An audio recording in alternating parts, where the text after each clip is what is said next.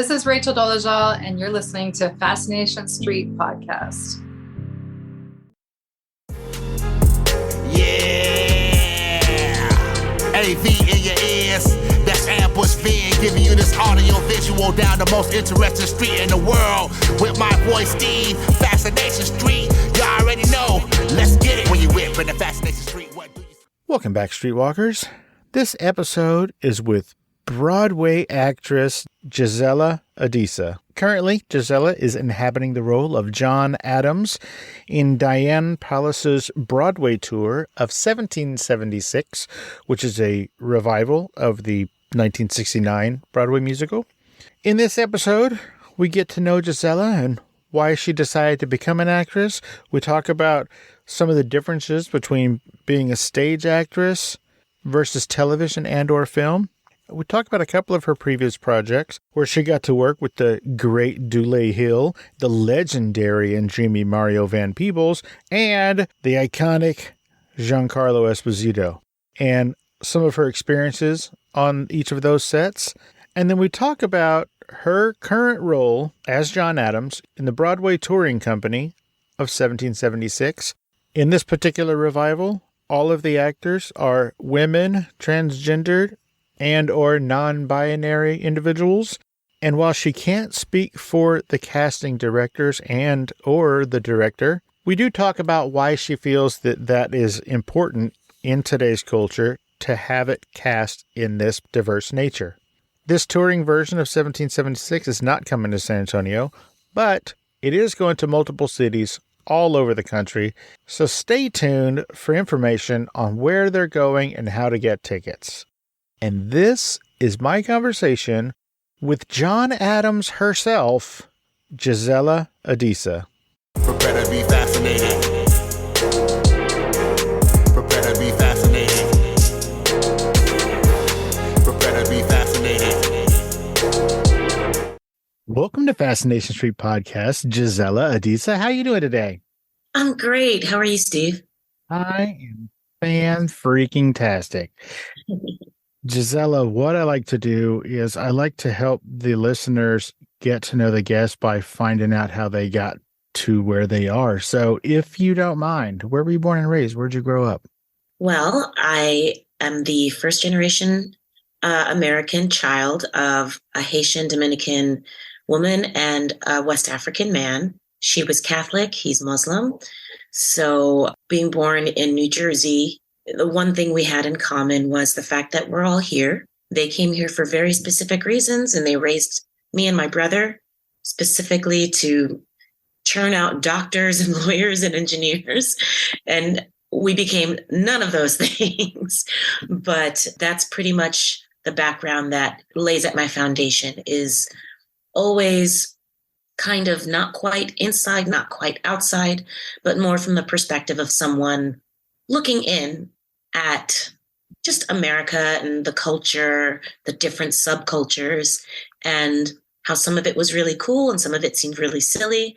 And none of it was happening within our four walls because we had these two other worlds to contend with.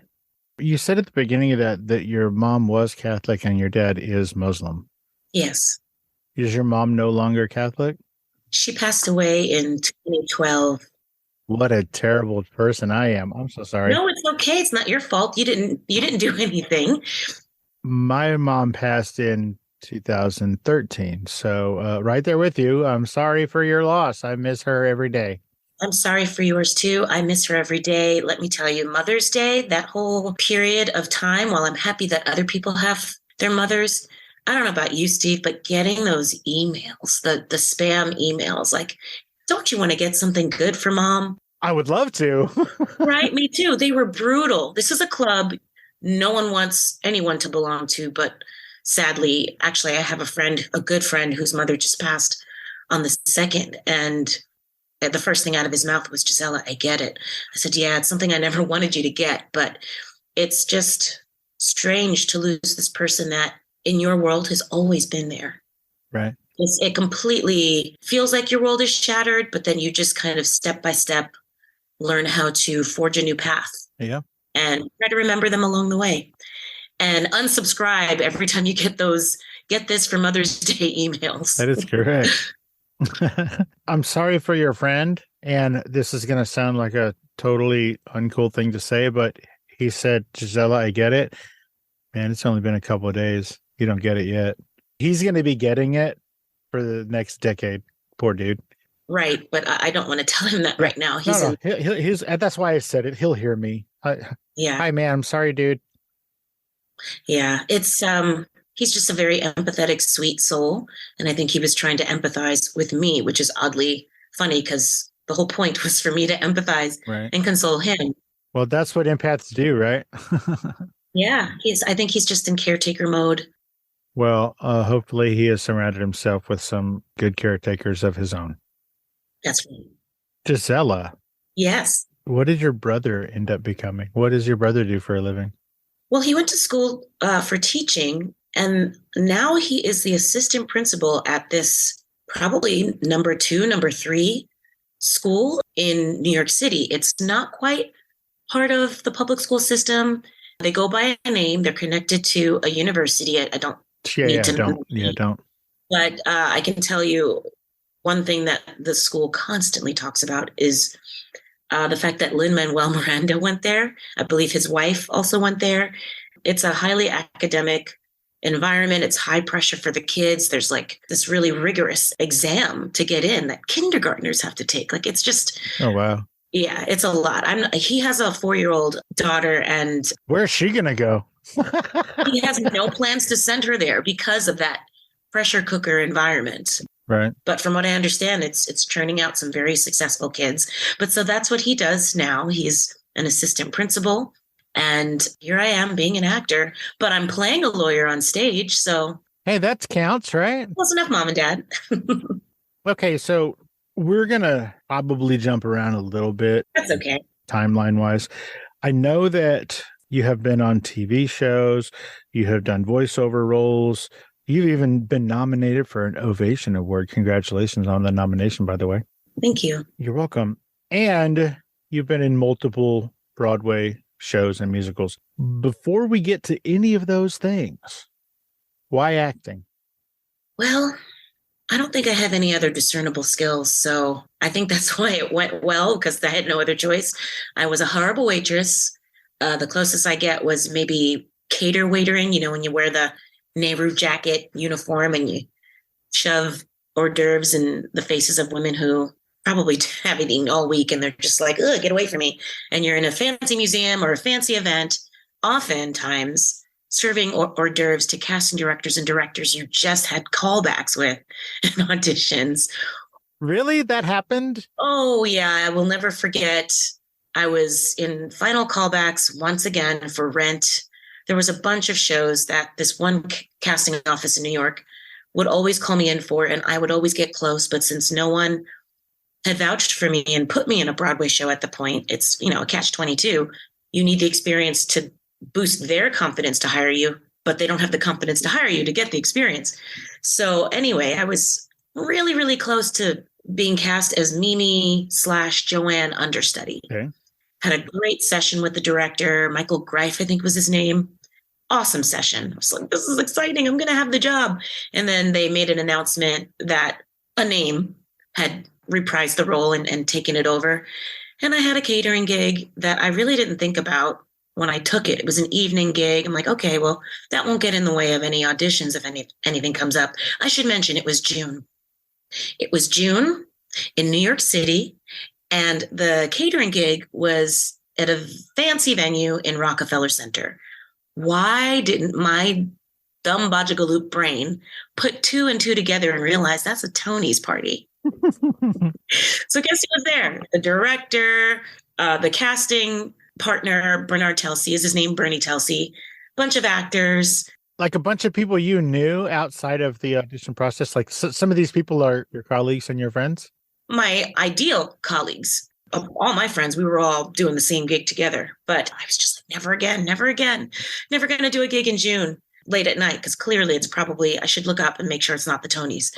So the director kind of comes up to my buffet table and takes a picture and scurries away. Are you kidding? I think he wasn't sure if it was me or not. And I think he just wanted to look at it later. And then Bernie Telsey comes up to the table, and I've never met this man. I'm assuming he doesn't know me, but he just kind of looked at me and he smirked and he said, "You're running low on knives." And I said, "Thank you, Mr. Telsey." And I just crumbled a little inside, but then also I laughed because I knew one day I'd be telling this story to someone and it would be funny. Maybe to him one day. That is fantastic. I mean, it either crushes you and lands you in therapy for a few years, or it makes a great anecdote.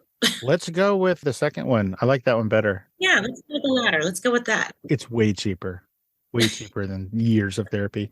So, like I said, you've done Broadway and television and commercials and voiceover.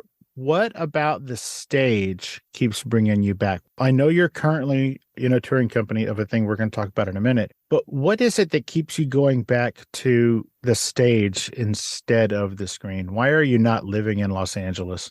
That is a very good question. I would love to tell you it's because, and this is partially true, but not fully true. I would love to tell you that it's because there is an immediate gratification as an artist to kind of see what works and what doesn't work with keeping the last cast member engaged. And the last cast member to me is the audience, which changes every night. Sometimes multiple times a day. Yes, depending on the culture, depending on if you've got a loud laugher, a contagious laugher that encourages the audience to unclench and enjoy themselves. Some people are very observant and reserved, and you can feel that, but you can also still feel that they're listening. Some people with our particular show right now, because of the casting, get uncomfortable, shall we say. And the response is explosive. It's either, I really am for this concept, or I really don't believe in this concept, and you shouldn't be on that stage. And either way, you can feel it. And even though the latter sounds like not a good feeling, for me personally, it is, because it lets me know they're paying attention and they're engaged, and we can win them over. They may not agree conceptually with what we're doing, but they will eventually stop seeing me only as a Black woman playing John Adams. They'll start seeing my perspective of this American story and realize, assuming these people don't look like me, oh, wow, I never looked at it that way. And maybe it'll inspire them to do their own research and really look up our founding fathers, which are steeped in such dogma that it's kind of hard to wrap one's brain around them being anything other than these demigods. But they were just men. Like Ben Franklin's, that character says, we're just men trying to get a nation started. So as far as stage versus TV and film, I would love to give you that stock answer because it is true. But quite honestly, it's just about access. I have in New York City, where I'm based, just more access to auditions for the stage. The Actors Equity Association, the union, AEA, made it so that, yes, there are gatekeepers, yes, there are agents and managers, but if you don't have representation, if you don't have that privilege and that access, there are still auditions that are required that these producers, these different productions have to have. There has to be some sort of ability to connect directly for the actor to the people hiring, to the main gatekeepers, the casting directors, and having open calls that are union calls and even non-union calls. But with TV and film, it's a completely different ballgame. Access is so much harder. It's damn near impossible if you don't have an agent, don't have a manager. And technically, managers aren't even supposed to submit. That's supposed to be an agent. But if I had my druthers, I would be doing all the things. I don't speak for other actors, but I think other actors might also say they wish they had more of an opportunity to be more of a Renaissance person in that regard, because network TV, I should be clear, and film pay so much better, even though you don't have that immediate gratification other than the crew watching the scene and the director giving you feedback, if they have time to give you feedback. You don't know what's going to happen with your work until the digital colorist gets in there and the editors and however they cut and splice the scene, assuming you make it. Sometimes you don't. Sometimes you shoot something and you turn on the TV and you're waiting for that scene and it's not there. So they all have their pluses and minuses. But if I had full reign over what the universe would bestow upon me, it would be TV. I would be here in LA, where TV, film are king and queen, and also do voiceover. which I find really fun. I have to imagine that the stage, the live aspect, and the repetitive nature of the stage acting has got to be so much harder. I mean, if you're in a movie, you might film whatever 45 minutes for your whole part. But if you're in a Broadway play, like particularly right now, you're traveling to cities all over the country and you're doing 2 shows on Friday, 2 shows on Saturday, 1 show on Sunday. That's a lot more work than 45 minutes to do one whole thing.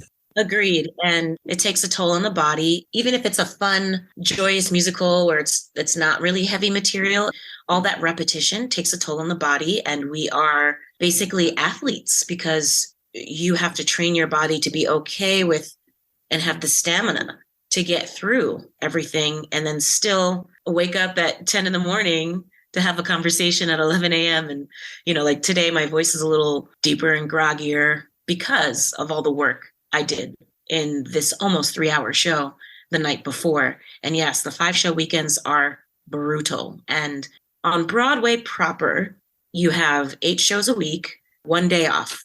You can do with that whatever you like. But on the road, that 1 day off is a travel day. Of course it is. Yes. So it's not really a day off. So it is very taxing on the body and can be on the spirit. And if you're lucky, and I feel very lucky, you've got a great group of cast and crew that are right there with you in the trenches.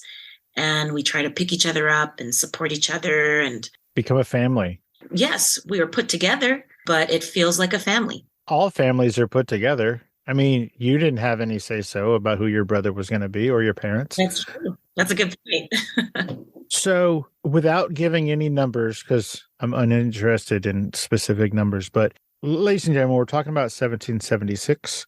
It is can I say reimagining? Yeah, sure. Okay. It's a reimagining of the original 1776, which came out, I think, in the 60s. Mm-hmm. This one is a little bit different, and we're going to explain how and why in a little bit. But just know that that's what we're talking about is right now the touring company of 1776. It's a Broadway musical. You were in it when it was on Broadway. That ended in January, and like I said, now it's touring all over the country. So you got to be in it when it was on Broadway, and it was fixed in one single place and didn't travel. And then now you're a part of the traveling company. As we were talking about the difference in the pace and the rigors of it being stationary in one place and then it being traveling, mm-hmm. Is the pay commensurate when you travel? Does that question make sense? Like I said, no numbers, but... That question makes so much sense. And I wouldn't want to tell your awesome listeners how the sausage is made and ruin the magic of quote unquote Broadway.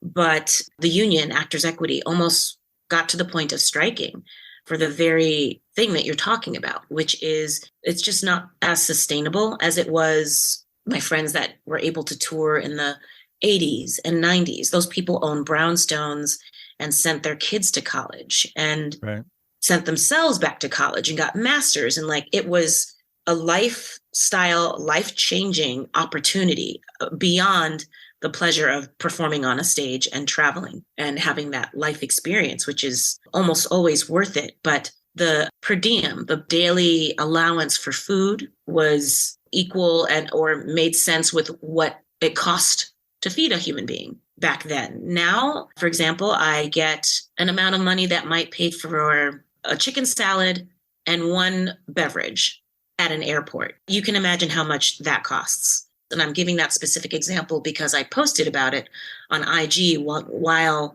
the Broadway League and our union was in negotiation talking about this very type of contract I'm on, which is tiered below a Broadway, a full production contract where you're making the same amount of money that someone on Broadway would be making. And on top of that, because of the rigors of travel and the expenses of not having your own home base and constantly moving like a nomad, the per diem, as I said, used to be sustainable. But now, even before inflation and the sudden rising costs of everything post-pandemic, even before that, it just wasn't sustainable. You were lucky if you would break even coming off of a tour like this because you're spending money to survive and to make sure you're okay. And there are certain things that are taken care of thanks to the union on tours, like PT, The company has to make sure that you're getting physical therapy if you need it. But if you need more than that 20-minute slot, then you've got to spend money going to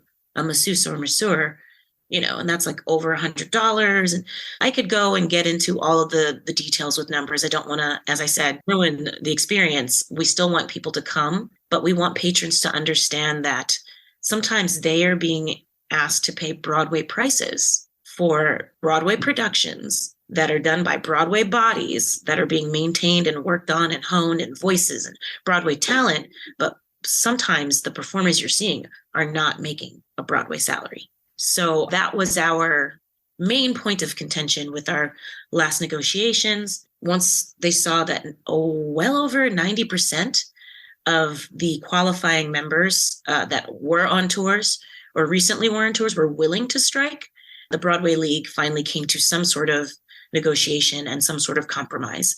And a new contract has been ratified, which helps some of the performers. I'm not sure it's very helpful to the stage managers who are also in that union. So there's always a constant tug of war between the corporate aspect of what we do and the creative minds and bodies that want to do the work, but we just want the work to actually be reasonably compensated for, which is also another reason why TV and film compared to the stage. You mentioned doing a 45-minute, it usually takes longer than that, but let's just say you spend a day on a set as a day player.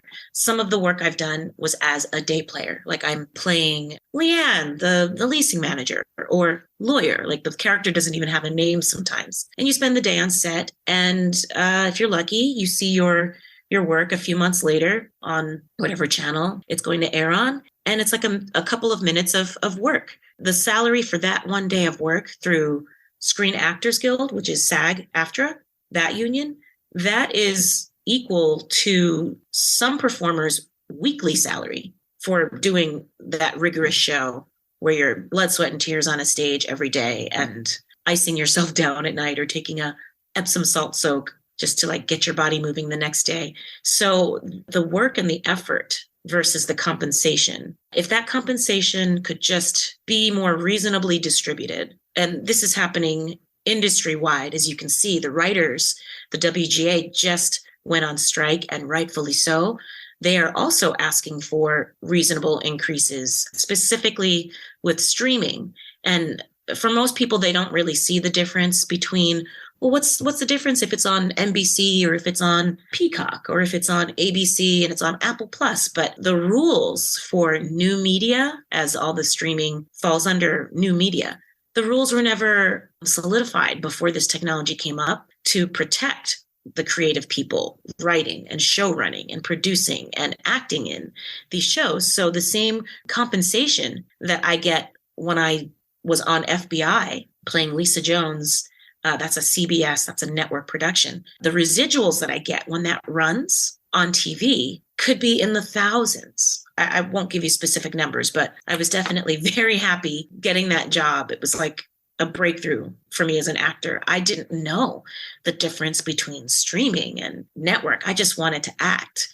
But I learned that day when all the streaming things that I have done, voiceovers for animation and a show on Stars, a couple of things on Netflix, I haven't gotten anything. If I have, it's pennies on the dollar compared to what you get when something is on network, because the union made sure with that technology at the time to secure a reasonable residuals schedule. Oh gosh, I sound so boring just talking about money, but sadly, we need money to live. And we need to live in order to do our art. So I'm really hoping that the Writers Guild, which I support 100%, is able to get these studio execs to share the wealth, because they are making money hand over fist with streaming. It's all over the world. And it's not just on at a specific time, like something on TV. It's anybody can watch it an infinite number of times over and over whenever they want to play it. They're definitely making a lot of money. And when I tell you it's like 2 or 3 executives, if they took a 20 to 30% pay cut, would completely solve this whole issue for the whole guild. It's mind-boggling. Obviously, I can understand why they wouldn't want to do that, but it can't keep going. Writers are working like they're in a gig economy instead of being able to do what my friends in the 80s and 90s were able to do, even in the 2000s, save money, buy property, set yourself up so you can afford to keep writing. It's just not sustainable. And the same thing goes for the actors as well. So chances are we will probably follow suit in June, maybe July, as far as the Screen Actors Guild is concerned. Oh, wow. That's pretty typical, right? Usually the writers go first and then it's the actors. Yes. I always wonder why we don't go at the same time. There must be some rule. The whole point of a strike is that the rules suck. Yeah, true. That is true. That is a good point. But for some reason, we are not doing it simultaneously. Yeah, if the writers aren't working, neither are we. So what better time? I mean, I guess it's hard to strike if you're not working. They probably use the same mediation company. That's probably what it is. It's all the same lawyers. They're like, well, we can't do them at the same time because we're just these 11 lawyers. Right. Let's start talking about some other cool things. Before we get to 1776, I want to know, as an actress, do you ever find it hard to focus when you're acting with or opposite someone who is either iconic or super dreamy? Like, oh, I don't know, Mario Van Peebles from Raising Kanan, or Dule Hill from when you worked with him in Lights Out, or Giancarlo Esposito. I know you didn't have any scenes with him, but Yeah. do you ever find it like hard to maintain focus when you're just staring at Mario Van Dreamy? First of all, that man directed the episode of Power 3 Raising Kanan that I played Aunt Deb, cousin to Patina Miller's character, Raquel. And yeah, he's dreamy. But I think what helped me was the table read was virtual, because at that time it was still, in the middle of the pandemic. It was 2021. So the table read was virtual. It was via Zoom. So I got to kind of like look at everyone. I could see 50 Cent. I could see Patina. I could see Mario, and just these people with their backgrounds of, Fiddy had like an amazing background. He better. But it was amazing. But everyone else just humans. Like, oh, they're humans, just like all on the same Zoom. Me with my little one scene and all the series regulars. And I just felt like I belong just from being in that Zoom. So that kind of set my mind at ease. Whenever you're doing a day player job, it's always kind of tense because you're a visitor in their house. Right. And you don't know what that culture is going to be like until you get on that set. You don't know what type of director, if they want to actually work with you, or if they just do your thing and you figure it out, which is typically the case because whatever you did in the self-tape got you the job. So stick to that. He was wonderful. I definitely felt a little socially awkward at times. Like, do I tell him what a legend is? No, he knows that. Do I kiss his ring? No. And normally I just don't do that. I think it's because in his case, I knew who he was, but during the table read for Kaleidoscope, I got to also just stare at Giancarlo Esposito, which is another handsome and wildly talented man. I wish that my scene was with him, but I had the luck of doing a scene with Paz Vega and Rufus Sewell. And I don't know why, but usually I'm not starstruck because right away I just realize, oh, you're a human being. Sure. Just like me, except you've had some really amazing success. You're really talented. And now I'm in the same space with you. So I need to just feel like a little insecure teenager later and just be here with you, because 9 times out of 10, people have almost always been very welcoming and very friendly, if not at least tolerable, of the fact that they're doing these scenes with people that are just basically temps at their office. Right. I've had really good luck. And you mentioned Dule Hill. It's embarrassing, but I knew that he was an actor. I knew that he was on TV, but I somehow managed to never see any of the things he was in. How's that even possible? I remember seeing the commercials for Psych and thinking, that looks like a funny show. And they let the black guy be funny. Awesome. Because, I'm thinking like Ghostbusters, where it's for Ghostbusters, but the way they marketed that movie, you'd forget that Ernie Hudson had any part in it. They just never gave the black guy the funny lines. I'm like, wow, this is great. I should watch this sometime. And it was just a show I never got around to watching. West Wing was another show where I was like, this show looks good. Everyone's talking about it. I should watch it. Never got around to it. Suits, never got around to it. Ballers, just never got around to it. So we did Lights Out the first time in 2017. And then the second time here in LA in 2019 at the Geffen. By the time we got to the Geffen, I knew what he was about. I was on pineapple cutting duty by that point. And let me explain. I was like, he's not very nice. He keeps calling them psychos. That's not very nice. He seems like such a nice person. Why is he doing that? And then I realized that is what his fan base is called. That's what the fan base of the show Psych is called. It has this huge cult following. And apparently there's like an Easter egg of a pineapple somewhere in the background of every episode, like at least in one scene. So people would bring him pineapples. Every other day, he'd have 2 or 3 pineapples in his room, his dressing room. It smelled amazing in there. But I was like, what's with all the pineapples? And he just looked at me like, oh, wow, she doesn't know. Like I think he was genuinely a little surprised. And so it was a little embarrassing for me. I had to learn why the pineapple was so important. I just felt bad. I was like, well, here, let me cut it for you. And I guess I was the only one who knew how to cut one. So whenever we would get them, it was always my job to cut the pineapple. But towards the end of our run at the Geffen, like I said, by that time I was already a pro and I understood it.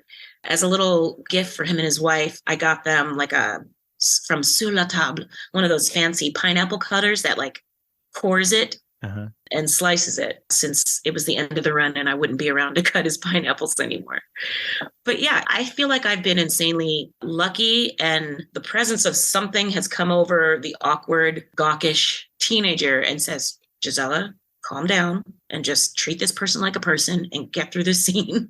And if you're lucky, you make a new friend afterwards. And to this day, I can say I consider Dule a friend. I consider Coleman Domingo, the co-writer of Lights Out, Nat King Cole, a friend. And I see them. I see the hard work they're doing. And I see at that level that you don't have to become this hardened, I'll be in my trailer, jaded actor. You can still love being an artist, even though the higher up you get, the more corporate and the more money is at stake and the more you have to care about all of that stuff. I don't know how they do it. Having a publicist and having a whole team of agents and lawyers, and I don't know how they do it. But when I was in a room with them, I still saw with Coleman, the Black kid from Philly who's just trying to make it and made it on Broadway, was in Passing Strange. And with Dule, I still see this humble kid from a lovely family in New Jersey. I'm also from New Jersey. And I just feel really lucky that I had specifically those two as kind of a model for God, to know that you can still be a good human being as you get higher and higher up the ladder of success in this business. You hear that? I'm looking at you, Tommy Lee Jones. You don't have to be an ass. Well, see, maybe I don't know anything about Tommy Lee, but I do. I've met him more than once. Well, see, sometimes these people were always that way. You know what? He went to Yale or Harvard or something, so he probably was that way when he got to school. Yeah. I think he was roommates with George W. Bush or something, right? So he probably has been like that whole life, and not just the times that I've run into him. Yeah, it was either Jeb or George, yes. I'm pretty sure it was George. Yeah, interesting. Tommy Lee lives in San Antonio, where I live, which also is where James Roday is from, the other guy from Psych. Yeah. And besides all the pineapples, there's a ton of San Antonio Easter eggs in all of the Psych stuff too. Oh. Hey, Streetwalkers, here's a word from our sponsors. Let's get back into it. Okay, now we're going to get to the meat and the potatoes. Like I said way a long time ago, kids, Gisela is part of the Broadway touring company of 1776. You played a different role when it was on Broadway than you're playing now. On Broadway, you played who? On Broadway and at the ART out-of-town production at American Repertory Theater on the Harvard campus, I played Robert Livingston. Now, if you were to ask me before I auditioned who that was, I would say, I don't know who that is. Who's that? I didn't know at the time, but the role had maybe all of 8 or 9 lines, and 4 of them are the same. So building a character from that dramatization of that actual historical figure took some work, but I figured it out. I enjoyed the process. I enjoyed kind of being left to my own devices to kind of make up my own version, because while we are playing these actual historical figures, it's a dramatization. And the concept is that I am myself playing this person, and the audience understands as we step into the shoes, the period shoes on the stage, literally and figuratively, of these men and don these jackets on top of our modern clothes. Oh, I'm looking at this Black person, this Black woman play this historically white cisgendered man who was very rich, had hundreds of thousands of acres of land given to his family by the crown. And here he is about to like draft the Declaration of Independence. That's got to feel really conflicty, like really conflicting to think you're literally biting the hand that fed you. It must have been really scary. So just trying to step into his shoes, step into his psyche, but also make it more accessible. Like, this is a person that came from a lot of inherited generational wealth. Do I want to play him old money? Sometimes I do, but sometimes I also want to play him like the guy who just bought a boat and can't stop talking about it. Because we're American, and that's, aside from the posh British idea we have of rich people, like whenever people are rich, for some reason they have a British accent, or they're like the evil villain, they have a British accent. It's so funny how sometimes it's both. Yeah, most definitely. But also sometimes it's the finance bro who works on Wall Street. Sometimes it's the new money attitude that I find hilarious. So I kind of mixed the two of those things to create that character. So I took that character, went to Broadway, did the same thing. And in both of those contracts, I actually was the understudy for John Adams. You were the understudy for 3 other roles, right? Yes. Okay. Thank you to COVID and making casts as skeletal as possible to save money. We all had to, well, most of us had to cover at least 1, if not 2, if not 3 people, which back in the day, you described that job and that's a swing. That's a standby. Like, that's a completely different brain, which I find it amazing what swings and standbys are able to do, to hold 3 or 4 different shows in their head at the same time. And maybe there's a matinee, maybe it's a 2-show day. And in the morning, you're Robert Livingston, but in the evening, you're John Adams. Or in the morning, you're John Adams, and in the evening, you're John Hancock. I can't imagine, but I had to because I took the job. So I learned a lot of John Adams. I spent the better part of the ART contract focusing on that and just kind of softly learning the other 2 tracks and just praying that I wasn't called to go on, because there were multiple people on multiple tracks just to like make sure they had enough permutations, So there was already someone who's considered the first cover for John Hancock, so I don't have to worry about that too much. And already someone who was considered the first and second cover for Abigail. So I knew I didn't have to worry about that. But Adams, I could tell they weren't really grooming anyone to be that. So I said, let me just make sure this happens. You never know with COVID. If you're sick with COVID, you can't come to work even if you want to. So luckily for me, the person I covered at ART and the 2 people I covered on Broadway, knock on wood, never got COVID. The second John Adams, played by Crystalline Lloyd, she was so kind. She said to me, look, at some point I'm going to take a day to rest. And, I'd be happy to make sure it's on a day when maybe you have friends coming. And she kind of, wink, wink. That is so sweet. Yes. I know technically we're not supposed to do that, but I'm so grateful she did it, because until she generously said, I'm going to take a sick day, but I'm going to let you know when I'm feeling like it's going to happen, it gave me time to mentally wrap my head around, okay, I'm about to be handed the wheel, instead of that usual, you get that call, or that, it's usually a call. If they call you, if the stage manager calls you, something's going on. It's an emergency. And you get that call, like, I think you're going on. Some people prefer it that way, that they don't have time to think and overthink and overthink. I like to overthink. I know it's not the greatest, but I like to know and plan and say, okay, these are the things that I need to go over before tomorrow, because I know she's calling out tomorrow. So I'm so grateful that she did that, because I didn't know what the role would feel like on my body and what it would feel like until I got to go on. I think it was in late December, right after a bunch of cancellations because of COVID and RSV and flu. And like, it just kind of like ravaged half of Broadway, but we were able to make it happen. And I had already been offered the role of John Adams on the tour in early November. Obviously, I took the opportunity and I accepted the offer, but I didn't feel like I fully understood what the role would be until I was able to go on that late December. And I was like, okay, I can do this. The world didn't end.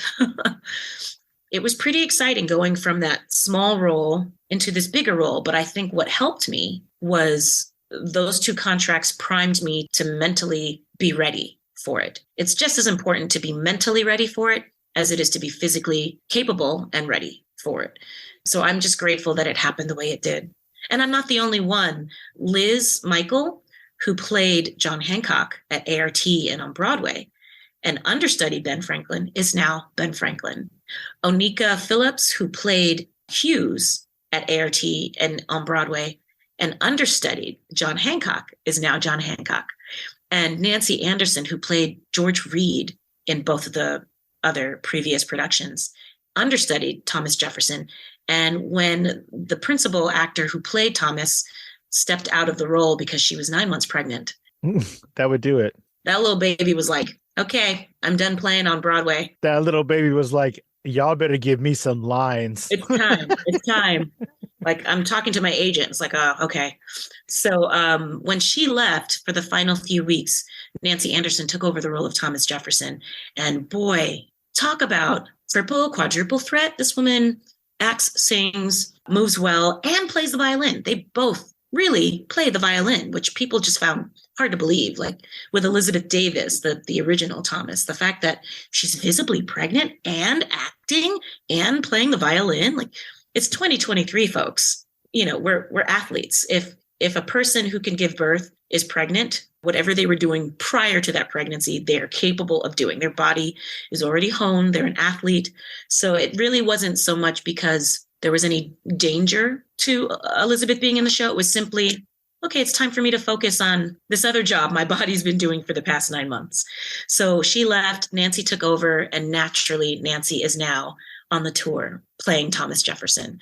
I love seeing that. It makes me feel like I'm learning all the right lessons when I see people who've worked so hard in their role, which isn't always rewarded, and people don't always focus on you because it's not perceived of as a lead. To see those people's hard work get paid off by actually taking the role. Because what often happens in some productions is that they just continue to hire names, people who are already established. But in our being able to move up, so to speak, in these roles, it almost feels like a promotion, I guess. But personally speaking, it's not like I think that the company did that on purpose. It's just smart. It's smart business. It is smart. Like it's smart business because the cost of training us has already happened. So you could just have this very truncated rehearsal process, which is a euphemism. We almost had no rehearsal except for blending in the different generations of casts to the new cast members, like maybe a few weeks here and a few weeks there with like a month in between. And then all of a sudden we were at Tech and opening the show in Philadelphia. That's a hell of a place to open that show. Yeah, at the Forest Theater. It's perfect. We were singing It's Hot as Hell in Philadelphia. It was great, although it wasn't hot as hell. It was freezing. It was February, but it was great. For the listeners, please tell me about the diverse nature of this particular cast of the 1776 revival. So, 1776, this Tony Award-winning musical written in 1969 by two white men. It was a bit of a love letter, tough love letter to America. It was at the time of the Vietnam War, and they kind of wanted to remind America of the beauty, but also the compromise and the fact that there are things that are unresolved that we keep repeating because it's unresolved.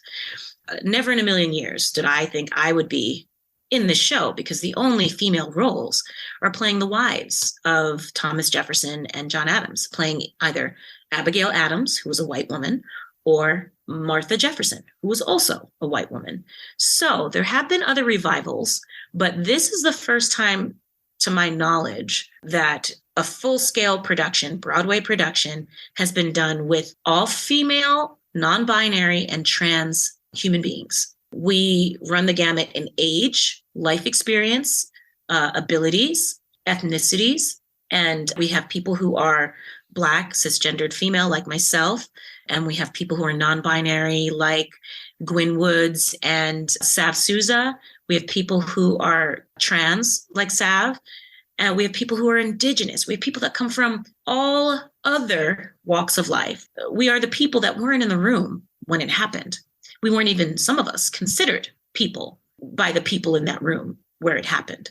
So it's just really revolutionary, pun intended, that we were cast. And at first I said, I just want to make sure this isn't some gimmick where you're casting this Black body, but not letting me be myself, which is a strange thing to say as an actor. Usually you put aside who you are. You find like little connections to your character, especially if you're playing someone who is considered a villain. You want to humanize them. You don't want to play them like a villain. You want to find commonalities, but overall you set aside who you are to honor what's been written. But in this particular instance, we were, at least initially, we were encouraged to be ourselves being these people, which is kind of very Brechtian to show the audience, hey, we know you can see all this, the puppet strings. That's the whole point. We want you to be aware that you're being told to watch this thing. And it kind of heightens their perception of what they're watching and allows them to detach when needed, but also eventually get invested, because you are rooting for maybe not John Adams, but you may be rooting for Gisela, especially if you're in the audience and you look like me. Never in a million years did you think you'd see someone who looks like you playing that role. And I know for some people that may be confusing, but I just encourage them to come and see the show to understand and ultimately just see that we are all human beings who want to tell a good story. I know you can't speak for the casting director or anybody who's not you, really. Right. But is that why you think it's important to cast the revival in this way, is so that people can see that everybody is just people?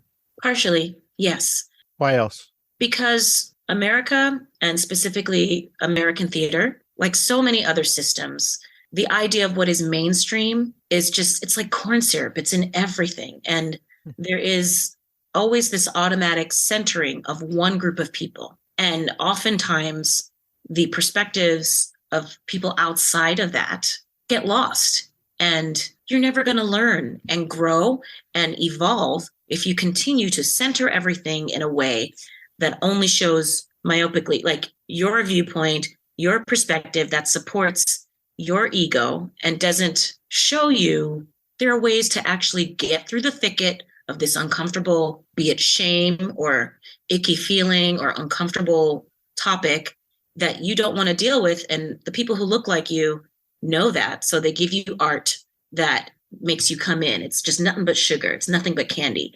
And this is a way to kind of mix the medicine with the candy. I think it's very important. I think it's more important. I think it's as important for people who look like me, who don't normally go to theater, to see my face on that poster, which for me personally is really awkward. Like these posters are everywhere in LA. It's so awkward. But I understand the importance of a little Black girl seeing that, or a little trans child, or someone who feels like I'm neither male or female. I'm just a human, and I just want you to address me the way that I feel inside. I want them to look at our cast roster and know that they are included. They belong in that room. If we can be on that stage, they can be on that stage. That is as important to me as the people who sit there in Act One with their lips pursed and their arms crossed, looking to not enjoy this show, which I don't know why they came, but I almost prefer to see them because I know, oh, they're going to learn today.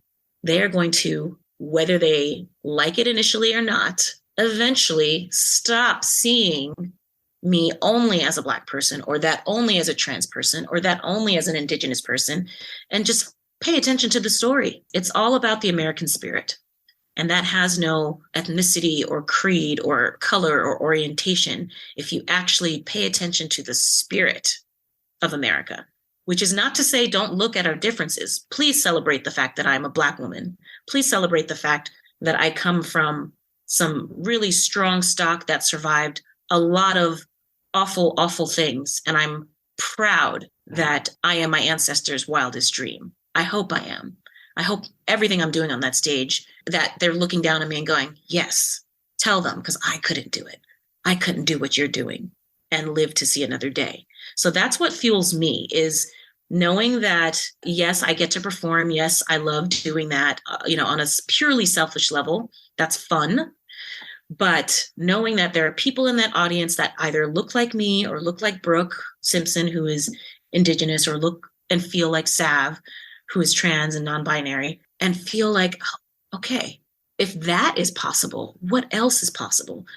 I'm happy for that. I'm so happy for that. But I'm also happy that by the end of Act 2, end of Act 1, that person's arms are uncrossed and they're clapping. 7 times out of 10, by the end of the show, they're standing up and clapping. And it's not because all of a sudden they conceptually agree with everything that's happening. It's just, I think that these false constructs eventually just, they put them down for a second and enjoy the show. And I'm hoping if they can do that for the 3 hours that they're in that theater, I'm hoping the next time they hear about a topic that has to do with someone who looks like me, or someone that looks like Sav, or someone that looks like Brooke, that they'll give it a second and put down those constructs and really focus on the spirit of the person that is the subject of that story or that policy or that new law. I'm really hoping that we can somehow do that, even though we're just a musical. Just a musical. Again, ladies and gentlemen, we're talking about 1776, which is on its nationwide tour right now. You're finishing up in Los Angeles, I think, this weekend, right? Yes. As we record this. Mm-hmm. Where can people go to find out where you're going to be? I know you're not coming to San Antonio. I already checked. Oh, unfortunately, no. I had such a great time in San Antonio 10 years ago when we did Sister Act. That was our last city on that particular tour, and I just loved it. I love that beautiful walk along the water. It's so beautiful there. So where can people go to find out where you are going to be? Yeah, you can go to our website, 1776musical.com. Fantastic. And what about you personally, Gisela? Where can people find you on social media? You can find me on social media on IG. That's Instagram. That's what the kids call it, IG. At I am. Listen, whenever anyone says that's what the kids call it, they do not call it that. Like, nobody calls it that. Got you. So the gram, go ahead. On the gram. Oh, there you go. Okay. Okay, what's really hood? Okay, Steve. Teach me how to use TikTok, Steve. No, that's where the kids are. Oh my gosh. No, but yeah, you can find me on Instagram on the gram at letter I, letter M, Gisela. It spells I'm Gisela. Nice. Are you on Facebook or the talking thing or any of that? I have them, but I forget that I have them. So no. And same thing with Twitter, which probably I'll just have to get rid of. But sometimes I think it's just good to have a placeholder that is your name so that no one else can have it. Sure. Because that's, the world we live in. You don't have to tell me. There's, I think, 5 different podcasts called Fascination Street. Really? Yeah. It drives me crazy. I was the first, but it drives me crazy. Huh. But I'm the coolest, so there's that. Yeah. You got that great sign in the background. It's cute. I like it. Thank you. That was actually painted by a local guy who does murals all over San Antonio. He did that whole thing with spray cans. Really? Yeah, that's a canvas that he did for me. Like free-handed with spray, like no stencils, no brushes, just guy's crazy talented. It looks graphically I know people can't see this, but it looks like it was made not in a factory, but it looks like it was engineered by, I don't know, 3D printed or something. I know, it looks insane, right? It's so cool. And if you touch it, which you can't obviously, but it's rough. You could feel the spray, you could feel the spray on it. It feels rough. It's textured. It's so crazy. Gisela Adisa. Yes. John Adams from 1776. The national touring Broadway show, 1776. Thank you so much for taking the time to hang out and let us get to know you a little bit better on Fascination Street. Oh, are you kidding? Thank you. It has been a wonderful, wonderful experience speaking with you today. I really, really appreciate your time. Thank you. Thanks, Steve. You are most welcome. And thank you, everyone in San Antonio. Sorry we're not coming your way. Houston, I think, is the closest you're going to get. That's right. That's about 4.5 hours. Road trip. Road trip. Thank you, Gisela. You have a great rest of your week and go knock them dead. I will. Thank you, Steve. Thank you very much. Bye. Bye-bye.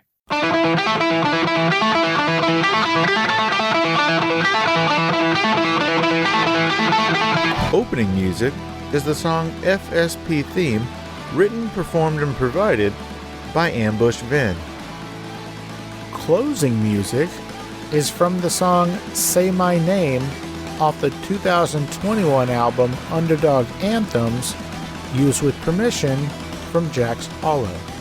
If you like the show, tell a friend, subscribe, and rate and review the show on iTunes and wherever else you download podcasts. Don't forget to subscribe to my YouTube channel. All the episodes are available there as well. Check me out on Vero at Fascination Street Pod and TikTok at Fascination Street Pod.